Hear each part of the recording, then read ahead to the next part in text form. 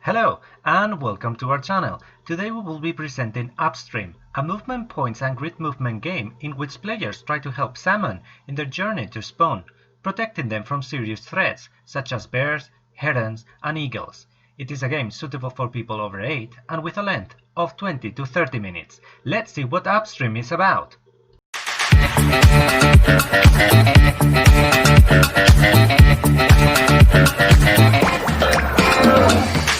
In addition to a rulebook in different languages, we find 20 salmon tokens, 4 for each player and a starting player token. There are 4 double-sided tiles. One side has the 4 initial tiles of the game, the sea tiles, and the other the spawning area, which will be used at the end of the game. We also have water and obstacle tiles. There are 7 water tiles, 5 rock tiles, and 4 waterfall tiles. In addition to these obstacles, there are also animals, 5 eagle tiles, 3 bear tiles, and 5 blue heron tiles. There are many tokens in this game. We find rock tokens, movement tokens, whirlpool tokens, and color player tokens. There are 5 of each type. Last, an expansion is also included, with 6 new rapid tiles. First, place the 4 sea tiles on the table. Then, each player places a salmon token with a pair of salmon side up on each of the tiles. Therefore, players start with a total of 8 salmon, 2 per token. We will shuffle all the remaining tiles and set them aside on a face-down stack within all players' reach. In 2-player games, all the rock tiles and 1 blue heron tile must be discarded. Starting with the player who ate salmon most recently and continuing clockwise, each player draw a tile from the stack and place it in any of the 3 spaces next to the sea tiles, creating the mouth of the river. Players can choose the direction of the tiles, but must respect the width of the river, which is 3 tiles per row. This process will be repeated, going upstream, until 4 rows of 3 tiles each have been placed next to the sea tiles. The starting player will be the one who would have placed the first tile for the 5th row, and we will be ready to start playing. Starting with the starting player, players take turns in clockwise order. Each player has 5 movement points per turn and must use all of them to move their salmon tokens. They decide how to distribute their movement points among the salmon tokens they have. It always costs the same to move a salmon token, regardless of the number of salmon shown on the token.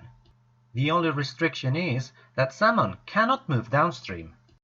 The game has 5 movement tokens to track the number of movement points the player has used.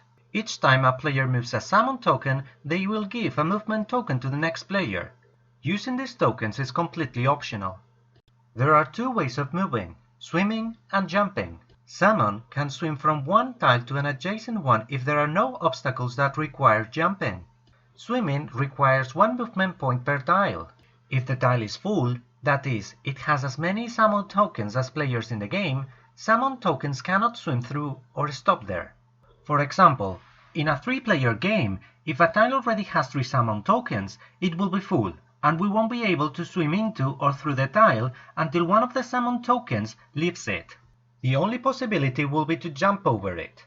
Salmon can jump in a straight line from one tile to another, ignoring any obstacles in between. Jumping requires 1 movement point plus an additional 1 per tile jumped. For example, in this case, in order to jump this full tile, we use 1 movement point to jump and 2 more for the tiles we moved. Rocks reduce the tile normal capacity by 1, so in a 3-player game, this tile can only host 2 salmon tokens at the same time instead of 3. Waterfalls are also present in the game.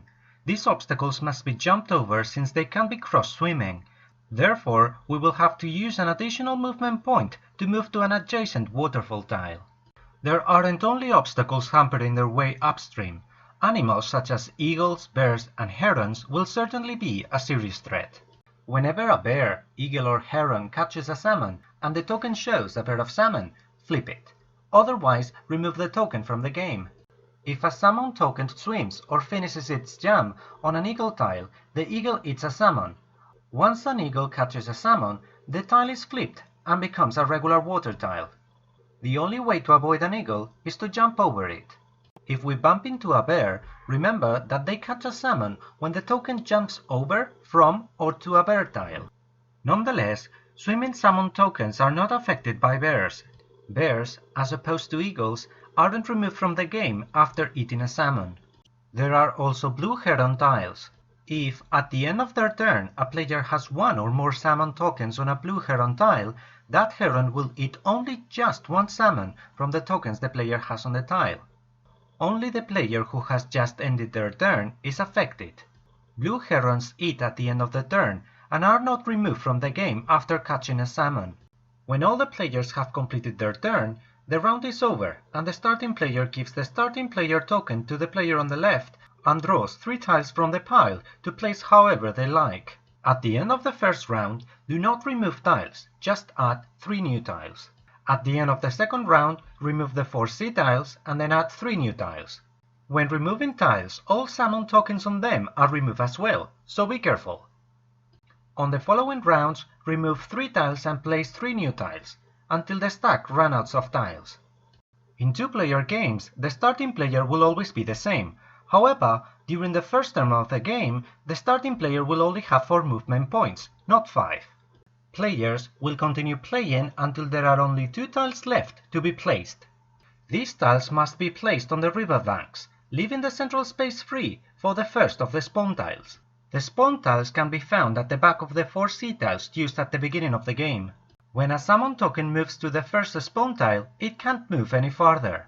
Instead, at the end of each round, all salmon tokens advance 1 space on the spawn tiles upstream. Spawn tiles can hold any number of salmon tokens. When all salmon tokens are either on the spawn tiles or removed from the game ends and players score their points. They get 1 point for each remaining salmon. Tokens showing a pair of salmon are worth 2 points, since players must count the number of salmon they have and not the tokens. In addition, for each salmon token they have, they score as many points as the amount of spawn present in that tile. In this example, the red player scores 5 points for the salmon, another 4 points for the token on the 4th spawning space, 3 for the token on the 3rd space, and 1 more for the token on the 1st. 13 points in total. The yellow player has 4 points for saving 4 salmon, 2 points for the token on the 2nd spawning space, and 6 more for the remaining 2 tokens on the 3rd. 12 points in total. The green player scores 6 points for helping 6 salmon, 5 points for the token on the 5th spawning space, 2 points for the token on the 2nd, and 1 more for the token on the 1st. 14 points in total. The green player wins the game. In case of a tie, the player with most salmon wins the game. If the game is still tied, the player with more remaining salmon tokens wins. If still drawn, the player whose salmon tokens are further upstream wins. The base game comes with a variant called Whirlpool. It allows players to use all the tiles in a 2-player game, just with a small change in the rules. This variant can also be used in 3 to 5 player games. First, set the game up as if it was a 3 to 5 player game, without removing any tiles. In this variant, rock tiles are considered Whirlpool tiles.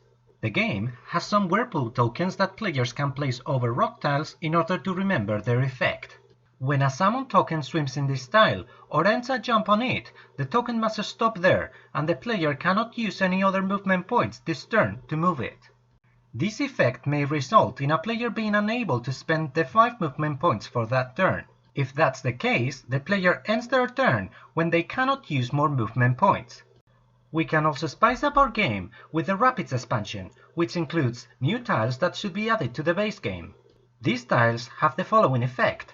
When a salmon token swims in the rapids, it is immediately placed on the tile the rapids are pointing to. This action is not considered a move, so you won't lose an additional movement point. If the adjacent tile is full, that token moves there for free on the player's following turn, without losing any movement points. If there is an obstacle between the rapids and the destination tile, the player must use an additional movement point if they still have any left. Otherwise, they must do it during their next turn. If a token jumps over a rapids tile without landing on it, the tile has no effect.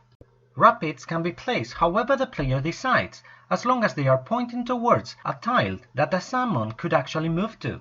They cannot point outside the river or downstream. Apart from this expansion, there is another one called Human Impact, which is sold separately. To know more about it, just click on the link. Upstream is a fun and fast grid movement game that can become a little bit more complicated with the different variants and expansion it comes with. The game does not require much preparation. The theme is really original since players will become salmon and will struggle to survive throughout the game. The fact that the tiles are a little bit slippery and move quite easily is a little bit nerve-wracking. What's more, in 5-player games many tokens can share the same tile, making it difficult for players to see what's below them. Upstream is not one of those games that requires a lot of thinking, but you will certainly have a good time escorting this salmon along their journey. We hope to read your comments, and if you have enjoyed watching our video, don't forget to like it. To be up to date with our latest reviews, don't forget to subscribe to the channel and click the bell. We will continue playing in our next video.